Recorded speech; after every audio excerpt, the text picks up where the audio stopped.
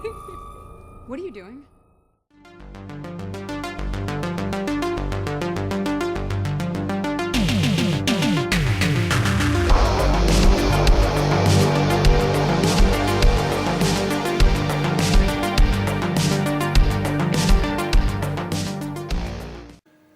This one is going to give Pennywise a run for his money. We are talking about the movie Terrifier. Now, Terrifier is actually written and directed by Damien Leone and was actually originally a short film back in 2011.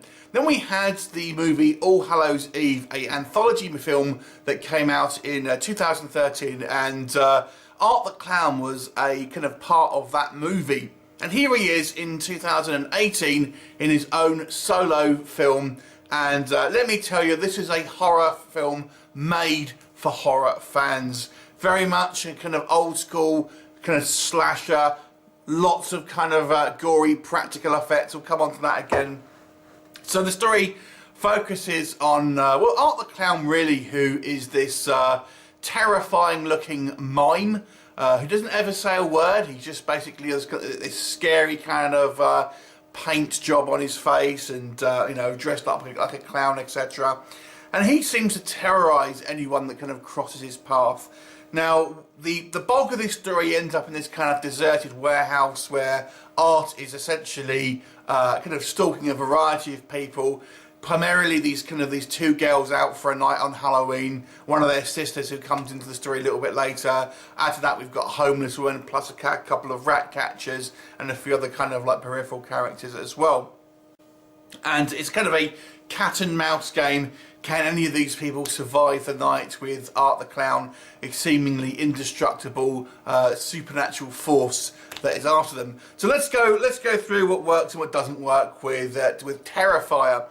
First of all, the positives here. This, like I've said, this is a horror movie made for horror fans. This isn't really a film that I would suggest maybe casual, you know, horror fans like who maybe saw the It remake at the cinema and kind of that's the only horror film that they've seen last year. This is very much a kind of a different kettle of fish. This is for people who, you know, watch every Saw movie, etc., and who loves a slasher film. So it will definitely itch that scratch because it's a very well made film, and if you've seen Art the Clown in the movie All Hallows Eve, you know, he was a pretty scary presence, and he is scary in this. The guy who plays Art the Clown does some great kind of physical acting here, despite the fact that he's got all this kind of like makeup on and you know, never really says anything. He still absolutely gives a great performance with his body language, his kind of facial movements, even though he's obviously buried under a kind of ton of makeup. So that was fantastic. I actually have to say the rest of the cast here all did a pretty good job of you know, really conveying some pure terror in moments, as you would expect, being pursued by a kind of a maniac clown. The gore here, I think, is the thing that is really going to be the standout here, because this movie does not flinch away from some ultra violence. In fact, there is one scene that I guarantee you will be making you want to cross your legs. It really goes there and is pretty damn extreme. Certainly one of the more extreme films I've seen in recent years. And it's all done in practical effects. There's no kind of CGI blood splatter here. It's all real gooey stuff. So if you're a fan of practical effects, and they do a good job here of really giving you some quite disturbing images, I've got to say. So that was all pretty good. The story is quite lean. There's not a lot of kind of like plot surprises here, but I feel, you know, sometimes things can be a little bit overcomplicated, but this actually benefits the film because it's just a very lean kind of like slasher film, really, with an antagonist kind of, you know, chasing down innocents ultimately. There's, you know, I guess you would call it maybe a bit of a positive and negative. There's not a lot to it, rather than it's just a kind of a slasher film, really. But I feel it's a lean running time, and you know, there's lots of kind of like good stuff happening on the screen to keep you interested. You'll never be bored of this movie. And I've got to say, I really like the music of this movie as well. I thought it did a great job, and the direction as well. The kind of the camera placement, the kind of the editing, they're always very good here to really kind of like you know, give you that sense of kind of like dread and fear that you would expect from something like this. What doesn't work? there's not much really, only a few kind of little nitpicks here and there. There are a few kind of typical kind of logic issues that I feel crop up in a lot of horror films. You know, when the bad guy is down, why doesn't anyone finish a job? In this case, on multiple occasions. Now, if you've seen All Hallows Eve, you probably know maybe that Art maybe is a little bit more than just a human slasher, but these guys don't know that. So, you know, I don't know why they were just kind of like hit him once, you know, get him down and then kind of run away without finishing them off. It's kind of one of these tropes that we see a lot, and for a modern horror film not to address that, I feel sometimes is maybe, you know, a tad naive.